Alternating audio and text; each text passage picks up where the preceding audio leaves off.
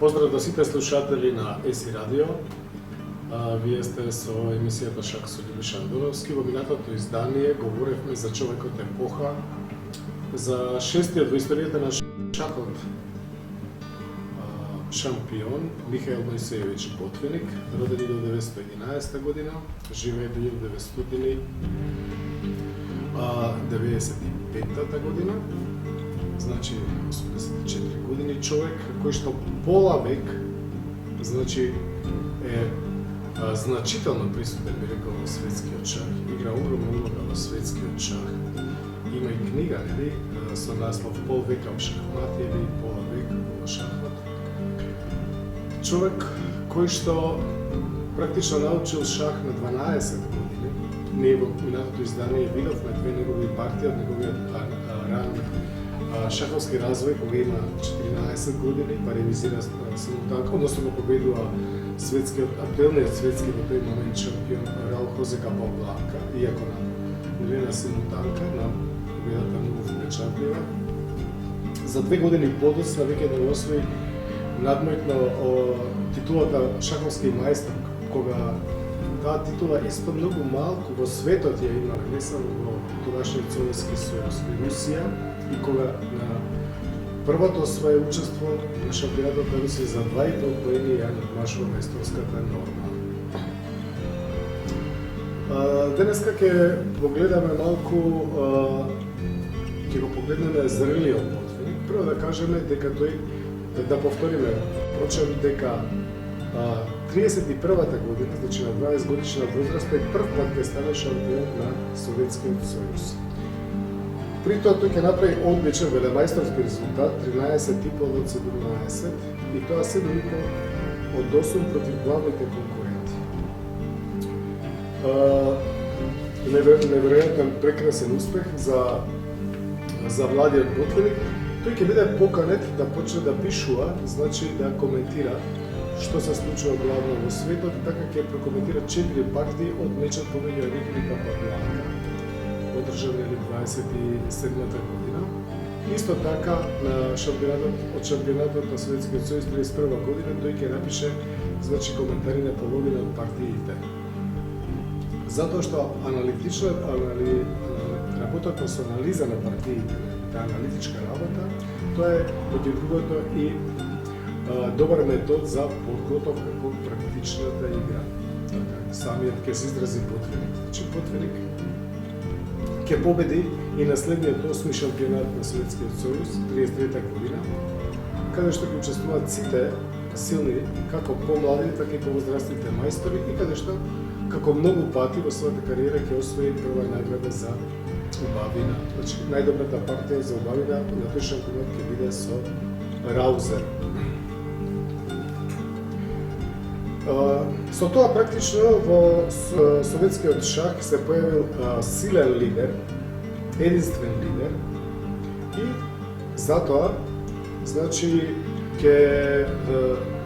Шаховската федерација на Советскиот сојуз ќе го овозможи, ќе инсистира, значи, да одигра меч со тогаш многу силниот, би рекол, на врвот на своите сили, Сало Флор, еден од најсериозните конкуренти, да го предизвика актуелниот светски шампион.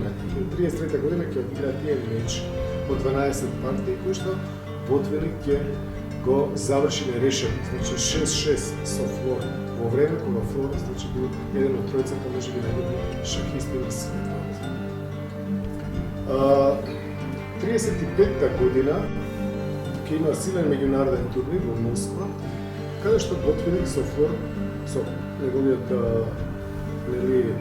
противник во мечот преди години, 35-та година ќе го подели првото место со 13 поени од 19 партии, половина поен пред Ласкер, поранешниот светски шампион, и пред Капабланка, кој што имал еден поен помалку.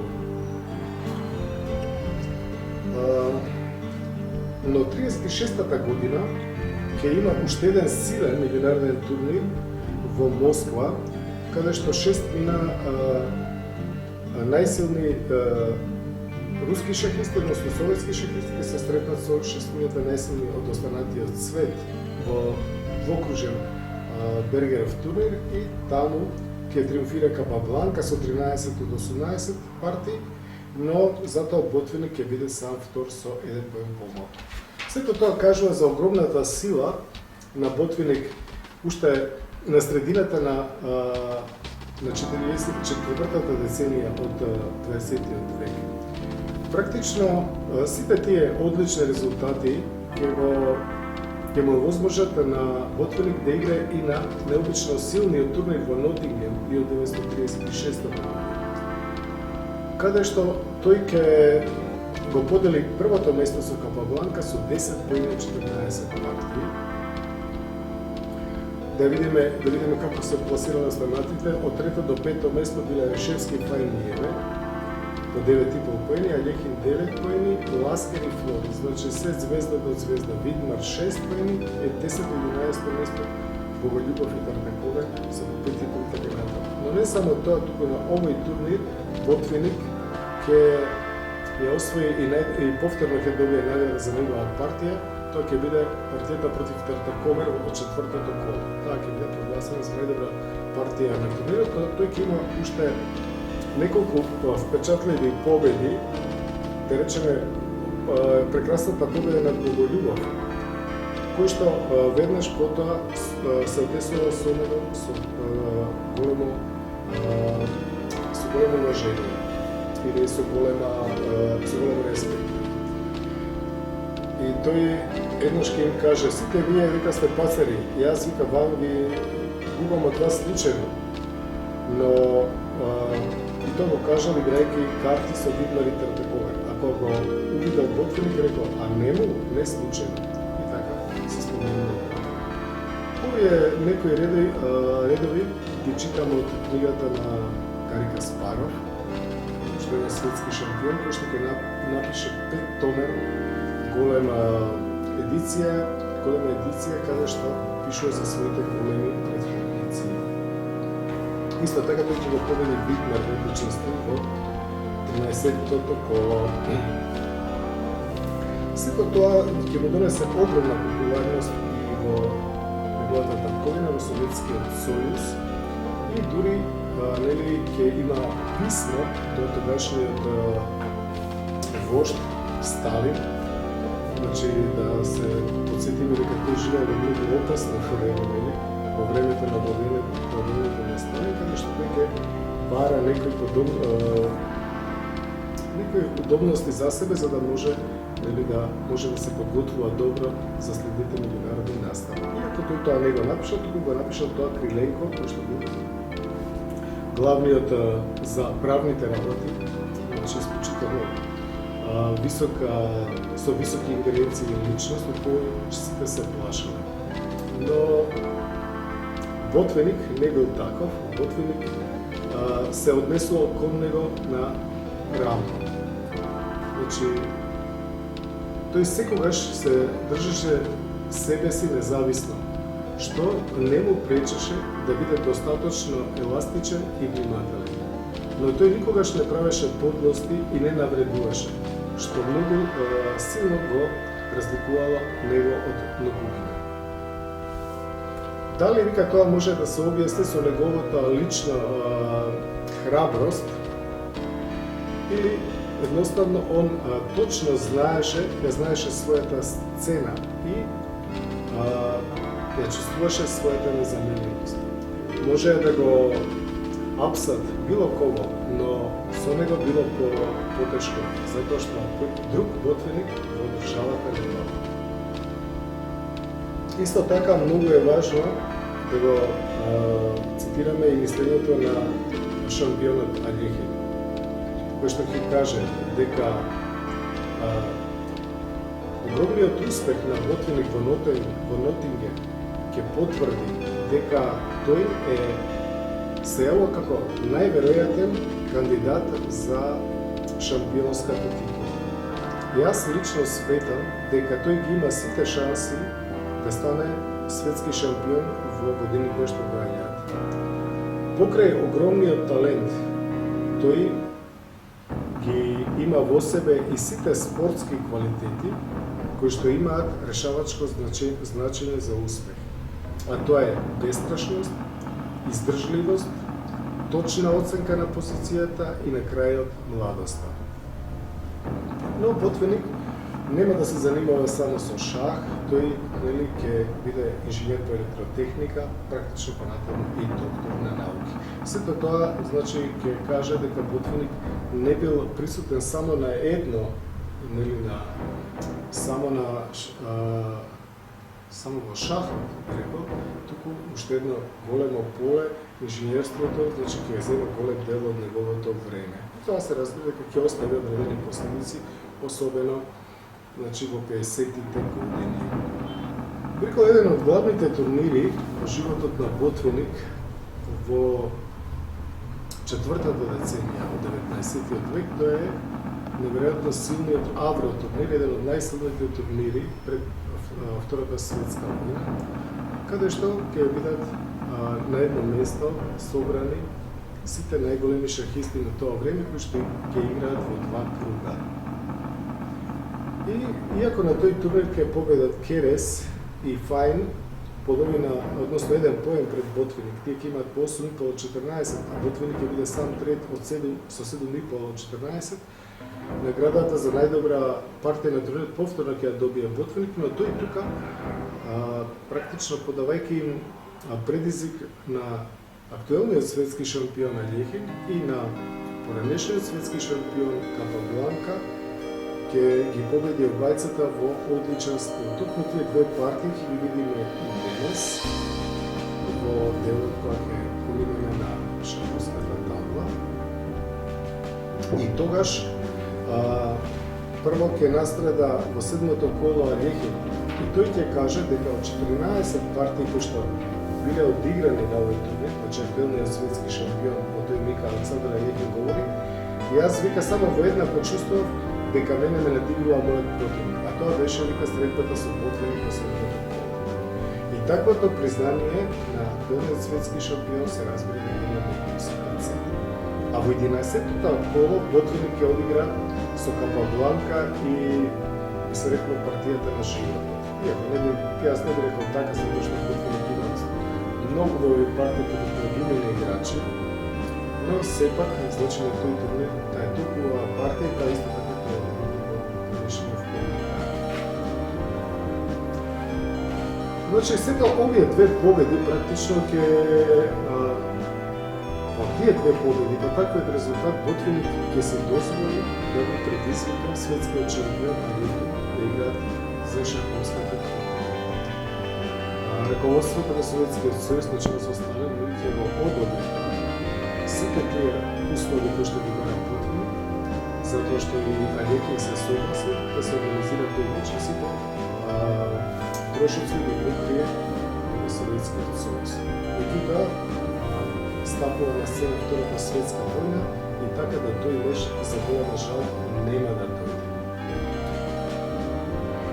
Иако Ботвиник ќе биде заслонет во градот Перт за време на Втората светска војна, тој слободно ќе може да игра и да тренира, да вежба шах. Значи титулата по 46-та година со смртта на Алјехин во Португалија се испразнува шаховскиот турнир. Тогаш ФИДЕ, која што го недовреме таа меѓународна шаховска федерација, веќе таа одредува како ќе се играат мечевите за светски шампион и се решава дека ќе има меч помеѓу шестината најсилни од тој миг одбрани шахисти на светот да играат турнир во 4 круга кој ќе биде светски шампион. Фајн во последен момент откажува и тој турнир продолжува со 5 круга. Иако има многу критики за тоа зашто тој турнир бил само за 6 круга, односно 5 круга, зашто не биле вклучени уште најмалку двајцата, останува прашање за шаховските историчари, но сепак на тој турнир помеѓу тие 5 кои што се борат во 4 круга во две земји, во Хааг, Холандија и Москва, убедливо победува Ботвиник и станува 6-ти во историјата на шах. Значи, шампион шаховски шампион на светот. Неколку пати ќе ја брани титулата против шахисти, помлади од себе и со со различни стилови и секогаш достојните се бои, значи Солов. Прво да кажеме дека од 48-та година до 51-та година тој воопшто не настапува на никакви шаховски турнири, затоа што е ангажиран со својата електротехничка професија, инженерство, односно станува доктор на науки и ги посветува тие 3 години на наука. Меѓутоа, тоа ќе остави се разбира забележителен трак во неговата игра, затоа што прво во 50-тите години шахот многу напредува. Значи, се појавуваат разни нови идеи во шахот, а Ботвиник кој што дотогаш бил научен да игра претежно со старата гарда, така наречена, значи се среќава со многу предизвици. Оно што се случило во светот во тие 3 години, тој најдобро ќе го почувствува во мечот со неговиот главоглавен предизвикувач со Давид Броштен, но сепак Ботвиник ќе успее да го одржи тој меч нерешено до 24 партии, како што бил форматот, да одигра 12-12, при тоа, значи, успевајќи да добие во продолжението сосема малку подобри завршници. Но неговото искуство и неговата предност во анализа на одложените партии, значи доаѓа до полен израз и тој успева да го спаси тој меч. Следниот меч се случува со Василий Смислов, што ќе биде негов наследник на шаховскиот трон, но првиот нивни меч исто така завршува нерешен во 57 година Смислов ќе направи подвиг, по втор пат ќе биде предизвикувач на Ботвиник. Значи Смислов во тие години бил непобедник и на турнирите, бил одличен шахист. За него пригода се надевам исто ќе имаме шаховски коментар, шаховска емисија. Тој меч Смислов го победува, но Ботвиник има право на реванш и 58 година успева да ја врати титулата кај себе. На почетокот на 60-тите години се појавува нова, многу силна, сјајна звезда, а тоа е Михаел Тај. Тоа е велемајсторот од Рига, кој што 1959 година на турнирот на кандидати ќе успее да победи пред Керес и да се стекне со правото да го предизвика Ботвиник. Тај ќе го добие тој меч и ќе стане светски шампион, но и неговата, да речем, и неговото владење со шаховската кула ќе биде само една година, затоа што 61-та година во меч реваншот повторно Ботвиник ќе победи и ќе врати својата титула. Дури 63-та година со новиот предизвикач, со сосема различен стил, Тигран Петросјан, исто така, помлад од него, ќе ја загуби титула. Но 63-та година веќе Ботвиник нема право да игра меч реванш, а тој повеќе не сака да се впушта во борбата за светски шампион. Тој ќе игра уште долги години, успешно, иако ретко, но по правило секогаш успешно. Ќе видиме уште една партија во овој коментар од зрелиот Ботвиник, една победа против Лајош Поктиш, извојувана 1967 година. Тој привршува кариерата 70-те години, 71-72, но 70-та година во мечот помеѓу СССР и останатиот дел од светот ќе го победи својот противник Матулович на 8-та или на 9-та партија. Така, значи владењето на Ботвиник е од 48-та година до 63-та година со два прекида од по една година, значи 13 години бил светски шампион, еден од најголемите. Но тој имал толку разработени системи и во отварањето, и во средишницата, имал одлична техника, бил значи all-round играч кој што многу да се учи. Овие негови партии кои што се собрани во 3 тома, каде што тој го опишува, односно го анализира своето шаховско творештво во првиот том од 1923 до 41 година, во вториот том од 42 до 56 година и последниот дел од неговата кариера, која што оние били од 57 до 1970 година, се прекрасно четиво и многу скапосен материјал за напредувањето на младите шахисти. И воопшто за шахистите. Затоа што тој не само што многу честно ги кажува своите партии, значи ништо не крие туку, тој и многу критички се однесува, не само кон своите противници, туку и кон себе си. Значи не ги штеди ниту противниците, ниту себе си. Затоа тие томови се така прекрасен материјал за учење. И така ќе каже и Петросијан, дека тоа ќе биде четиво за многу генерации кои што доаѓаат, а тај пак по губењето на својата титула, нели, 61 година ќе каже дека ние сите во споредба со Ботвиник се чувствуваме како ученици, во најдобар случај како асистенти, но професорот се знае кој не е само еден, тој е еден кој се учи.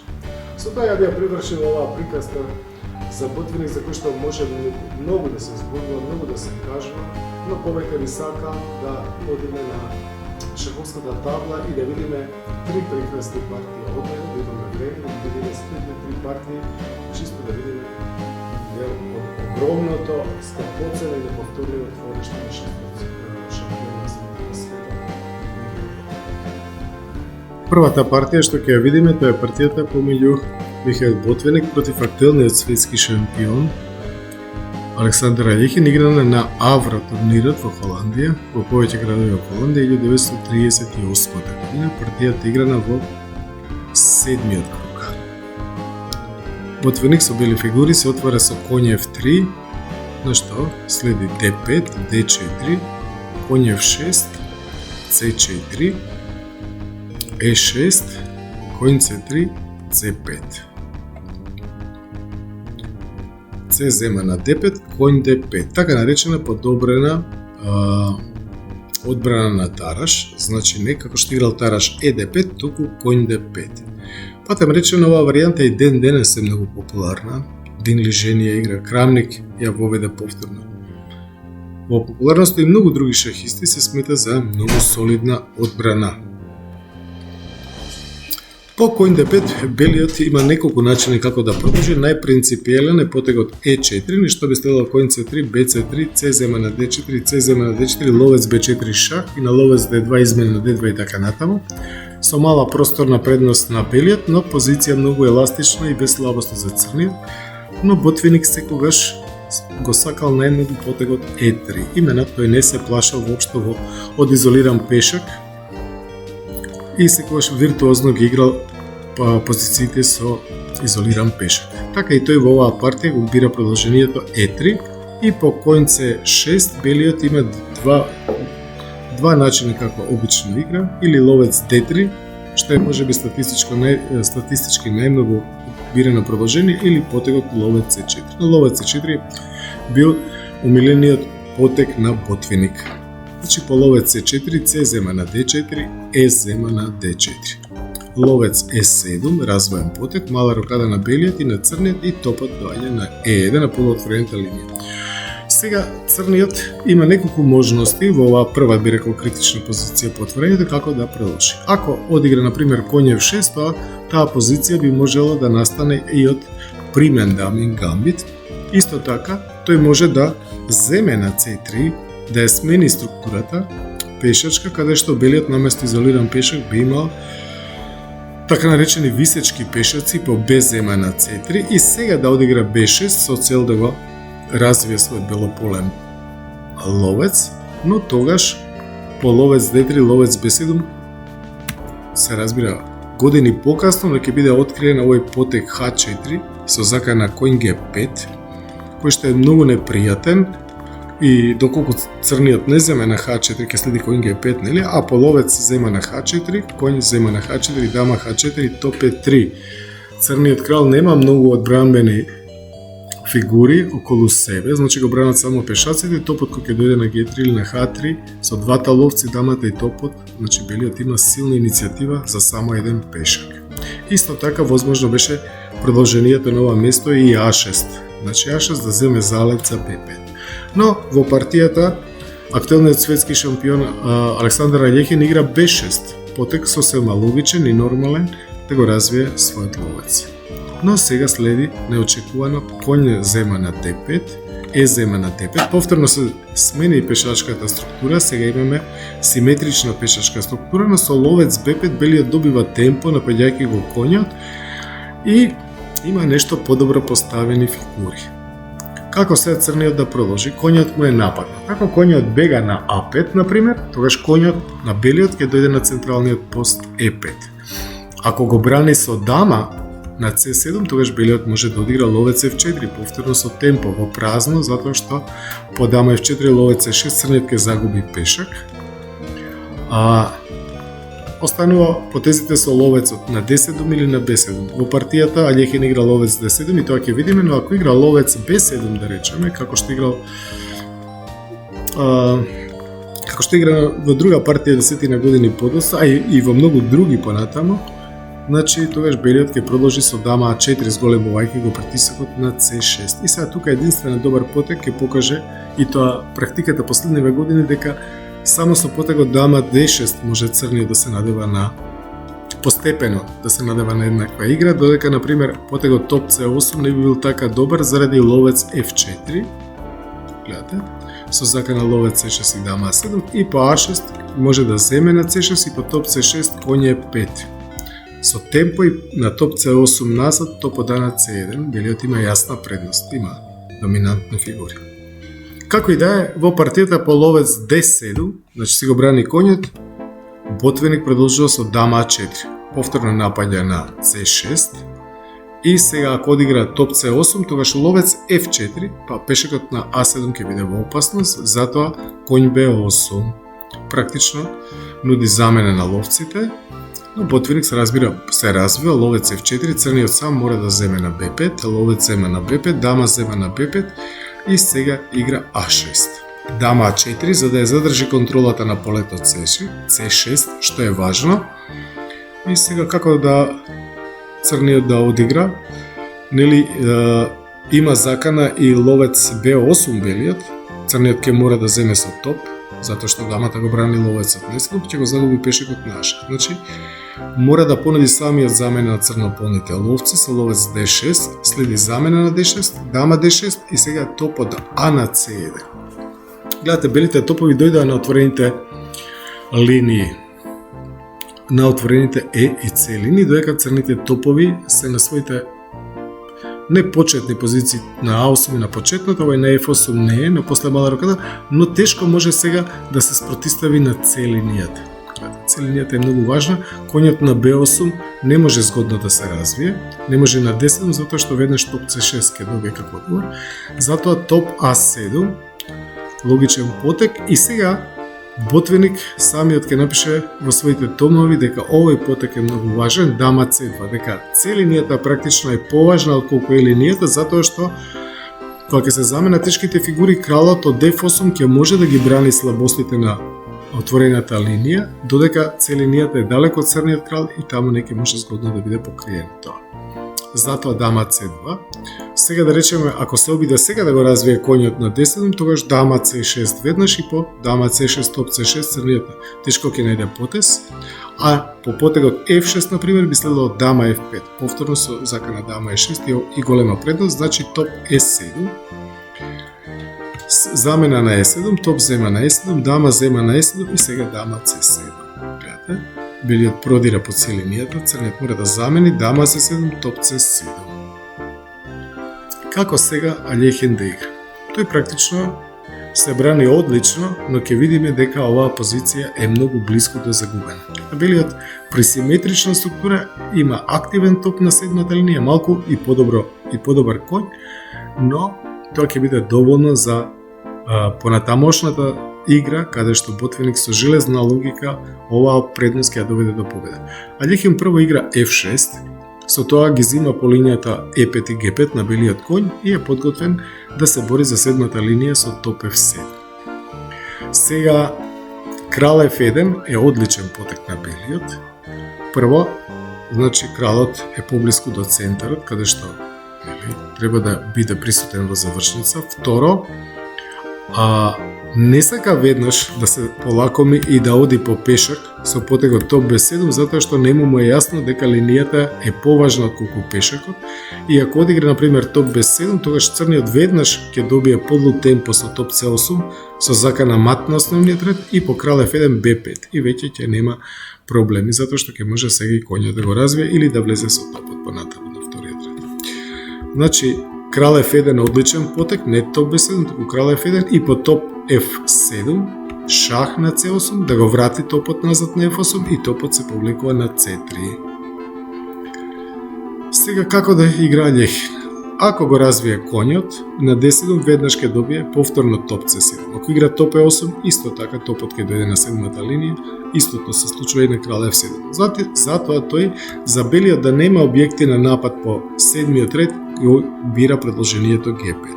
Но сега одличен одговор, конј E1. Гледате, конјот не може да дојде на E5, тој бара подобри полиња и доаѓа на E1.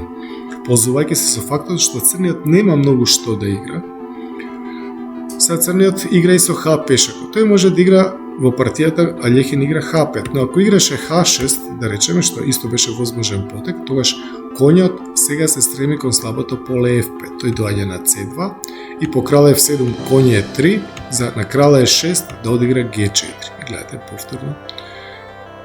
Белиот го пази полето од C6, а конјот е подготвен да скокне на F5 со решавачка предност. По H5, значи, по H5 одличен потек, повторно одличен потек, два извичника за овој потек H4. Значи, белиот го предизвикува пешекот на G5. Гледате, сега кога земе GH4, конјот се враќа на F3, нели, и потоа ќе дојде повторно на F5. Практично, со H4, ако одигра крал F7, ќе земе HG5 и на FG5 конј F3 со напад на G5 и по крал F6 повторно конјот на доминантното поле E5.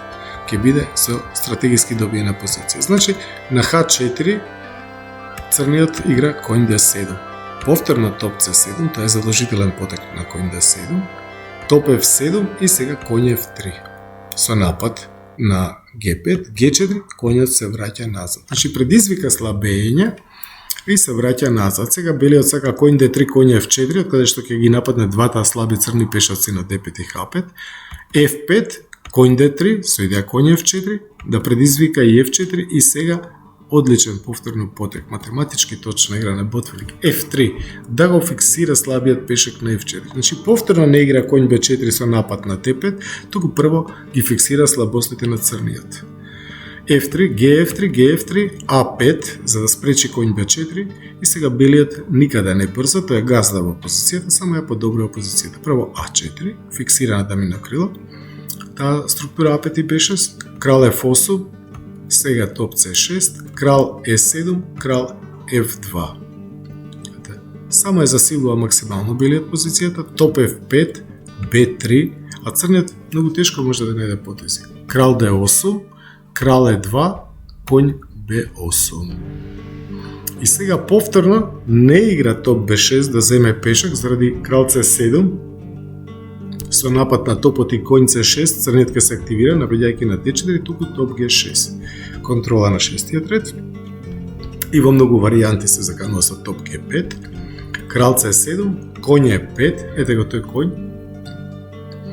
Одеше напред-назад, но се смислено, се со идеја и повторно дојде на централното поле E5 и по конј A6 игра топ G7. Тоа е практично конвертираниот потек, тогаш се играло по 40-тиот потек, партијата се прекинувала и во овој миг Ботвелик го запишал потекот топ G7 шах. Крал C8, конј C6, со закана конј E7, топ F6, конј E7 шах, крал B8 и конј D5. Конечно, белиот својата голема позициона предност ја материализираше со освојување на централниот пешак D5. Топ D6 го напаѓа конјот, топ G5 брани и напаѓа и конј B4. Црниот нема подобар потек. Сега има и замена на конјите, добриот за лошиот. Конј зема на B4, а зема на B4, топ H5. Гледате, сега белиот има два пешаци повеќе во топовска завршница и добиена топовска завршница. Сега Лехин повторно игра најдобро топ C6, обидувајќи се со контраигра. Значи во топовска завршница најважна е контраигра. Но ако земеше на D4, да речеме, топ D4, тогаш белиот би одиграл топ F5. правејќи му пат на својот H-слободен пешак и држејќи го на нишан пешакот на F4. И по крал B7, топ F6, да го сече кралот, да не може да помине во центар, за по крал C7 да одигра H5 со решавачка предност. А по топ C6, игра топ B5 со напад на B4, крал C7, топ зема на B4, топ H6, повторно топ B5 и на топ H4 крал D3. Белиот испои сите фигури, кралот на E4 е следниот потек, тој има два повеќе. Уште една историска партија, една во која што влегува во златниот фонд на шаховската уметност. Партијата помеѓу младиот Михаил Ботвиник и 50 годишниот поранешен светски шампион Раул Хозе Капабланка.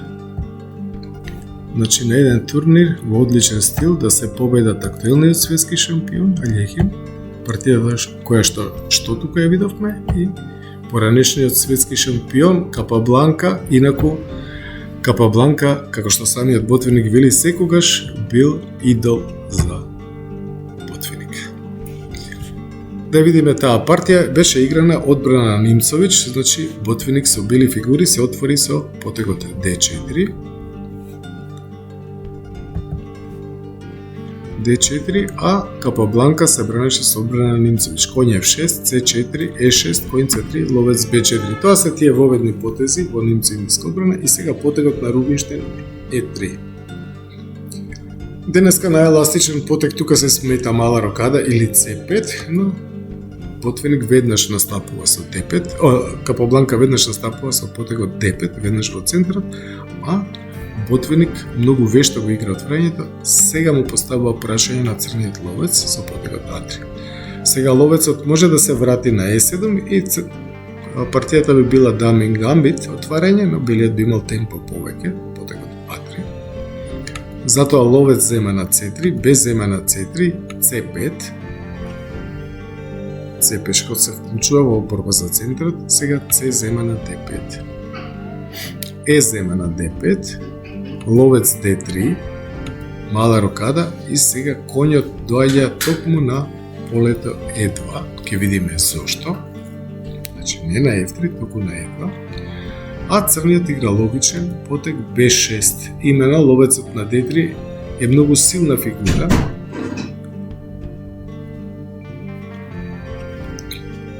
Друго што е важно, белиот има два ловци, така наречена ловечка двојка, и затоа е за црниот полезно да се замени едниот ловец, особено значи белополните ловци. Мала рокада, ловец А6. Сега, оваа варијанта и овој систем тогаш биле во својот зачеток, нели? И ова е една од првите партии на толку впечатлива, која што ќе има огромен трак во шаховската теорија. И денеска е познато дека белиот не мора самиот да менува на А6. Да речеме 1983 година, нели ова е 38, на 83 година, последните две цифри ако ги смениме, младиот Гари Каспаров, тогаш 20 годишен, на турнирот во Никшич кај што ќе победи, ќе одигра партија на оваа тема со црногорскиот велемајстор Божидар Иванович. И тој ќе одигра правилно на ова место F3, што е најсилен потек, за половец D3, дама D3, дамата и она ќе е местото на D3, ќе видиме и од партијата, топ E8 за да спречи E4, белиот игра коњ G3. Коњ C6 повторно спречува E4 заради притисок на D4, ловец B2. Тука исто интересно е, понатаму ќе биде пронајдено дека овој ловец на C3 идеално стои, но што да прави белиот со топот од А1, но затоа тука има маневар топ А2 и топ Е2, што ќе помогне за потегот Е4, а при топот на Е2 тогаш може да дојде ловецот на Б2 ако треба да крепи уште на Д4, така се смета дека е многу добро, но и потегот ловец Б2 се разбира дека е сосема во ред и тука под С4, гледате, значи сега се определи структурата на дамското крило, дама D2, дама D7, топот да на E1, H5, E4.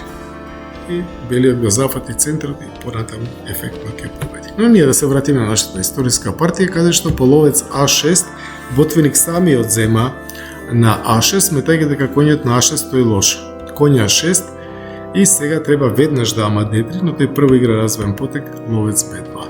Дама D7 со идеја дама А4 игра по белите полиња, затоа белиот сам игра А4 и тука беше моментот кога Капабланка требаше да земе на D4, CD4 по CD4 да игра топ од F на C8 со идеја топ C4 топ C8 и тогаш би имал сосема добра позиција, но тој го испушта моментот, игра потек со рака, топ E8, да видим логичен потек, и по дама D3 практично прави концепцијска стратегиска грешка со тоа што го затвара центарот со C4. Се уште можеше тој да игра дама B7 и да ја држи позицијата, иако малку послаба, но тој одигра C4. Според своите зборови, надевајќи се дека тој пешак на А4 ќе биде главна контраигра на која што ќе се стреми црниот и дека ќе може во перспектива или да го одвлече белиот, значи со одбрана тој пешак, така да ја спречи акцијата во центар, или да го освои тој пешак. Ќе видиме дека ботвеник ќе го жртва тој пешак за да помине низ центар. Дама C2, конј B8, конјот треба да дојде на А5 преку C6 и на B3, топо да на E1, че белиот ги мобилизира фигурите за да спроведе E4. Конј C6, конј G3 и сега конја 5. Двете страни логично го продолжуваат својот план, своите замисли, својата концепција шаховска. Доколку црниот се обидеше со конј E4 да ги спречи намерите на белиот, тоа само за момент ќе го одложеше планот на белиот. Но тука белиот би требало да игра важен потек конј H1, прво да го засолни конјот од размена и второ да земе залет за F3 и по F5 да одигра F3, конј F6, ловец А3 и по G6 конј G3 назад со идеја E4 и белиот би имал предност. Во ред, во партијата, значи, по конј G3 следи конј А5 и сега белиот настапува со F3. Главната стратегиска идеја е, значи, да спроведе E4. Конј B3, E4, дама А4. Црниот го реализираше својот план, својата замисла, тој го освои слабиот пешак на А4, но да видиме што ќе се случува на кралското крило. Е5 со напад на конјот. Сега не може да одигра меѓу потек конј С5 на тој начин да го врати конјот во игра, заради топ Е2. Топот ќе ја брани дамата, а двата коња висат, значи на дама С2, топ С2, црнет ќе загуби, затоа мора конј Д7 веднаш. И сега сака конј С5, за да може да го врати конјот во одбрана, но ботвеник не дава. Тој игра дама F2, G6, F4, F5. Единствена одбрана практично. Затоа играше G6 за да може да одигра и F5, да му биде бранет. И сега, ако белиот не биде доволно енергичен, црниот ќе се консолидира и ќе има пешак повеќе. Затоа EF6 да се отвори линијата и да може да игра самиот F5 белиот, каде што има мајоритет на кралското крило, конј F6 и сега E5. Топ зема на E1, топ зема на E1, топ E8. Прави се Капабланка што може, што е во негова моќ, да го намали нападјачкиот потенцијал на белиот и со замени, гледате, со темпо, на тактички начин да се брани. Гледате сега на FG6, KG6 не може да земе на F6 заради тоа што на предизвикан е топот на 1, а конјот го брани тој топ на 8. Добро, топ е 8 и сега клучниот потек топ е 6. Значи не отстапува белиот, топ зема на E6, F зема на E6. Сега имаме силен слободен пешак на E6 и конјот на F6 е нападнат, крал G7, дама F4, дамата се активира, се стреми кон централното поле E5 и по дама E8, дама E5. Го врзува конјот. Гледате и сака ловецот да го донесе на А3. Дама E7, за да може да го ослободи кралот, а потоа и конјот, потоа незгодно врзување, но сега следи фантастична комбинација која што почнува со потегот ловец А3. Гледате, овие жртви на фигура во празно се најтешките жртви. Значи, белиот со ловец А3 жртвува фигура, при тоа ништо не зема. Значи, не зема ни пешак. Во празно го жртвува ловецот, А темата е одвлекување. Значи да се одвлече дамата од одбрана и на коњот на F6 и воопшто на кралското крило. Нема друг потек, освен да ја прифати жртвата. Например, ако одеше на E8, да не ја прифати жртвата, тогаш дамат C7 шах и по крал G8, ловец E7. Ловецот ќе го нападне коњот и по коњ G4 дама D7. Црниот е безпомошен. Но да видиме што се случува по најинтересното, дама зема на А3, значи црниот ја прима жртвата и сега повторно потек кој што е поврзан со претходниот, а тоа е потегот кој H5 и естетски изгледа многу добро. Значи, привремена жртва уште една фигура и таа мора да се прифати. Исто така е многу убава варијантата ако црниот не ја прифатеше оваа втора жртва, туку играше крал H6. Тогаш коњ F6 и сега ако црниот се обиде на ваков начин, на видум примамлив, дама C1 шах со контранапад, крал F2, дама D2 шах.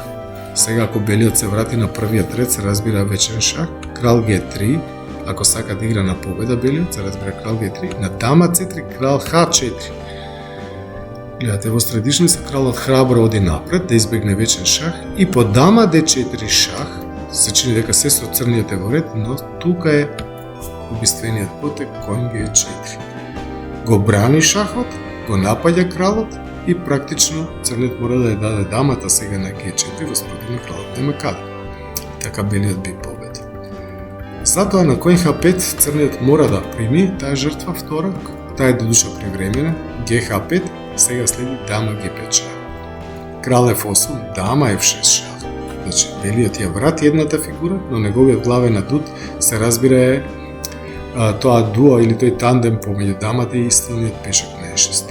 Крал G8 и сега E7. Заканата е дама F8, шах и мат и E8 нова дама. Црниот има само една шанса да се обиде да даде вечен шах. Дама C1 шах, крал F2, дама C2 шах, крал G3, дама D3 шах, крал H4, дама E4 шах и сега крал H5. Кралот храбро оди напред и ако сега црниот игра дама G6, нели? Тогаш белиот ќе смени дамите на G6, дама зема на G6, H6, крал G6 и никој не може да спречи E8 дама, затоа што коњот е во офсайд на B3. Затоа по дама E2, крал H4, дама E4, белиот игра G4 и по дама E1 шах, крал H5. Повеќе шахови нема и црниот се предава. Исто така може да прочитам што се случувало за време на таа партија. Ќе напише во своите трудови моите аналитички и критички работи Ботвиник за оваа партија. И тоа какви биле? Зашто таа партија со многу емоции, многу важна партија и по позицијата кога зема на F6 со дамата на F6, нели? После сите жртви, кога зема на F6 и на крал G8, мора да бега на крал G8, Ботвиник мисли за својот потек. И тој вели вака: јас седам и го обмислувам најточниот редослед на потези. Значи се споменувам Михаил Мојсевиќ. Капабланка надворешно изгледал однокрвен, значи тој шета по сцената. Кон него надоаѓа Еве. Како стоиш, како изработи бе? А Капабланка со раце му покажува дека се е можно, сметајќи дека тоа ќе влие на мене. Гениалниот практичар кој исползува својата последна психолошка шанса. Сакаше да му би рекле да му наметне на својот изморен партнер дека позицијата е нејасна. А може би тој во последен миг ќе направи некоја случајна грешка. Но, гледате, Ботвиник бил до крај точен и се. И сега за крај ќе видиме уште една партија, овој пат од зрелиот Ботвиник, партија играна на турнирот во Монте Карло, но Ботвиник кога го победил Талје во реванш мечот 62 година, тој имал 51 година, да, и кога играли со Петросјан 52, значи тој и во 6-та деценија од својот живот играл сосема јако, силно, што ще еднаш кажу за неговиот огромен природен талент. Таа партија Ботвиник со бели фигури ја отвара со потегот C4, а Портиш се брани со E5, коњ C3, коњ F6, G3. Партијата почнува со англиско отварање, D5, најпринципилен одговор, белиот. Црниот игра во центарот, C зема на D5, коњ D5, ловец G2, со напад на коњот, ловец E6, се развива и брани, коњ F3, коњ C6, мала рокада. Сега, ако продолжи црниот со развојот, ловец E7 би следело D4. Тука е Гришчук, одличниот руски велемајстор, ќе го најде потегот LC5, ама тоа е многу години покасно. А сега, ако игра ловец E7 што е предно, тогаш D4, затоа црниот отстапува коњ B6, за да ја засили контролата на D4, а белиот игра D3. Сосема современа позиција. И ден денес играат многу партии на оваа тема. Тоа е англиско отварање или сицилијанска одбрана змаева варијанта со спротивна боја на фигурите. Значи, белиот игра како сицилијанска партија, ама со темпо повеќе. Ловец E7, A3, со идеја да се расшири на дамското крило, со B4, A5, црниот не дава, ловец E3, мала рокада, коњ A4. Гледате, C линијата е важна магистрала за белите фигури, полето C5 особено. Сега, ако не замени црниот на А4, тогаш една од црните фигури, од белите фигури ќе дојде на полето C5, значи коњ А4, дама зема на А4 и сега ловец D5. Сега, овој потек дама D7 е исто така логичен, да ги поврзе црниот топовите. И тука има еден трик, треба белиот да внимава, треба да одигра топот F на C1. Зашто не топот А на C1? Некој ќе праша заради овој трик се поврзан со потегот коњ D4, гледате. Коњ D4 и сега на дама зема на D7, коњ E2 има шах меѓу потек. Ако е топот на F1, кралот ќе мора на H1, затоа кога е топот од F на C1, полето F1 слободен за кралот и тоа не е возможно. Но по дама зема на А4, црниот игра исто така логичен потек, се спротивстава на диагоналата H1, а освира ловец D5, следи топот F на C1, топ E8, сега топ C2. Повторно логично, сака да се удвои на C линијата. Ловец F8, исто така беше можен и ловец D6 потегот, но белиот има секако мала предност. Ловец F8 е логичен потег за солно ловецот да не им пречи на другите фигури, топот А на C1 и сега овој притисок по C линијата Лајош Портиш, инаку одличниот унгарски велемајстор, прославениот би рекол унгарски велемајстор, кога го викале меѓу другото и унгарски Ботвиник, кој што бил долги години еден од најсилните играчи на светот, сметал дека со потегот коњ B8 ќе може да ја затвори C линијата со потегот C6 и на тој начин да ги неутрализира белите топови на C линијата. Но след топ сема на C7, ловец C6, тоа била идејата на Портиш, ја напаѓа дамата и го затвара топот на C7. Но следи топ од први ред на C6, значи жртва на квалитет, и по BC6, веројатно дека Портиш очекувал топ B7, белиот да има позициона компензација за жртвуваниот квалитет за пешак, но тука следи удар, топ зема на F7. Че во една партија два топа ретко се жртвуваат, но тоа е случај во оваа партија. Че топ F7 одличен потек, уште една жртва која што практично црниот не може да ја прими, затоа што по крал F7 би следела дама на C4 шах, многу важен шах. Сега, каде доди кралот? Најдобре доди на G6, но сега дама G4 ќе го врати назад, за по крал F7 да добие темпо со коњ G5 шах и по крал G8 повторно дамата се враќа на диагоналата А2 G8, дама C4 шах и по крал H8 дама F7. Коњ F7 шах и црниот крал ќе биде матиран. Крал G8, коњ H6 шах и дама G8. Значи по топ F7 не може да ја прими жртвата, игра H6 да го покрие полето G5 да му даде луфт на својот крал, затоа топот се враќа назад сега на B7. Сега белиот има два пешаци за квалитет, што е материјална равнотежа горе-долу и има силен напад, особено на белите полиња. Дама C8, да се спротистави на диагоналата А2 G8, следи дама C4 шах. Сега може да бега црнете или да покрие. Ако покрие дама E6, тогаш коње E5, гледа. И сега на дама C4, коњ C4, црниот би дошол во загубена позиција, затоа што ќе има белиот 3 пешаци за квалитет и црниот ќе има дузина слабости. Тоа би била техничка позиција, затоа единствена шанса му е да проба со крал H8 белиот да не нападне како што треба, користејќи го фактот дека и топот на B7 е нападне. Но Ботвиник не го брани топот. Тој игра коњ H4. Тој пресметал дека црниот крал ќе биде мат.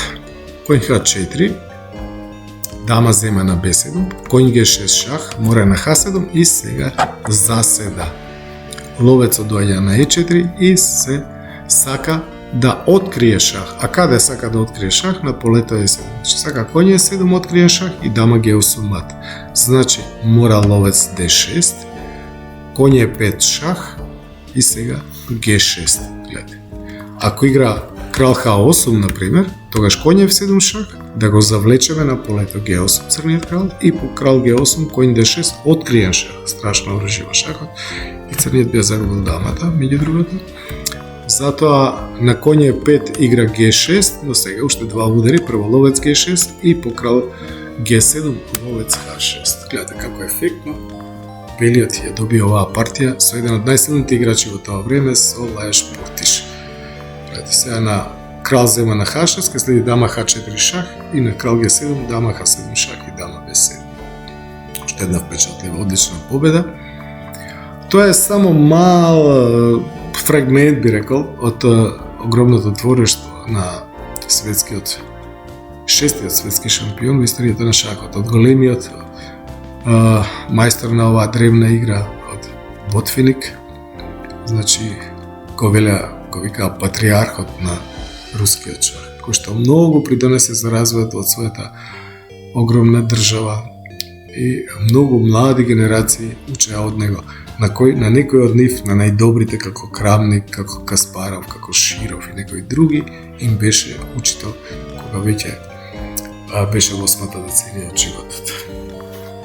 Почитувани слушатели на ЕС радио, се надевам дека уживавте во трите партии на Михаил Ботвиник, кој што беше само еден мал фрагмент од неговиот огромен шаховски опис, кој што тој од мали години, почнувајќи од 1924 година, кога го денел пранешниот светски шампион Емануел Ласкер, како ги игра своите слободни партии симултанки, како ги запишува по тези текми, анализира партиите во недостаток на доволно шаховска литература. Значи бил многу вреден, сакал да научи, многу се трудел и потоа преку своите трудови и многуте напишани книги, коментари за разни шампионати на Советскиот сојуз или да речеме заедно со Керес за турнирот во Хаки Москва, нешто ќе освои првото место убедливо и практично шаховска култура. Три партии видовме денес. Верувам дека уживавте. Ќе продолжиме со Димитар Качаковски, кој што ќе не воведе во шаховската историја за македонскиот шах.